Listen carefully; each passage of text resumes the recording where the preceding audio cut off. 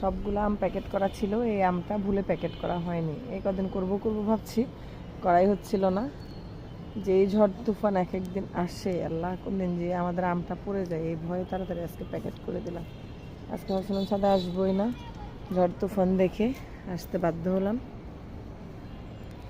এই যে মাশাআল্লাহ দেখেন আমাদের আমগুলো,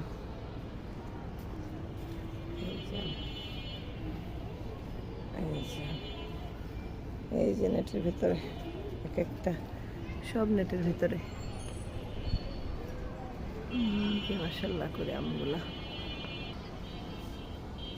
এই যে আরো কয়েকটা এখানে।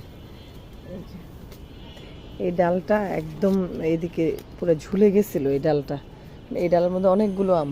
এই যে এখানে একটা, এই যে এখানে দুইটা, একদম নেমে গেছিল। পরে সেদিনে যে রশি দিয়ে টানা দিয়ে বেঁধে দিয়েছি, বড় ডালের সঙ্গে বেঁধে দিয়েছি, এখন একটু হয়তো টাইট হয়ে থাকবে। এই যে এখানে একটা আম, এই যে এখানে আরেকটা আম।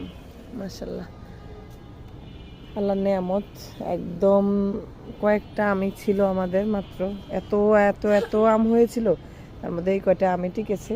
যাক আল্লাহর রহমত, আল্লাহর নেয়ামত যদি থাকে আলহামদুলিল্লাহ। পরে এই কয়টাই যথেষ্ট। এই যে ছাদে খুবই সুন্দর ওয়েদার, একদম অন্ধকার হয়ে গেছে, আজান হয়ে গেছে। আমাদের কাপড় রয়ে গিয়েছিল, আমি একটু শুয়েছিলাম, কাপড়গুলো নেওয়ার জন্য আর করতে পারছিলাম না। এখন দেখে তুললো মাম্মি আমাদের কাপড়গুলো, চলো নিয়ে আসি। এই আশা, গাছগাছালি বৃষ্টিতে সব সুন্দর হয়ে গেছে।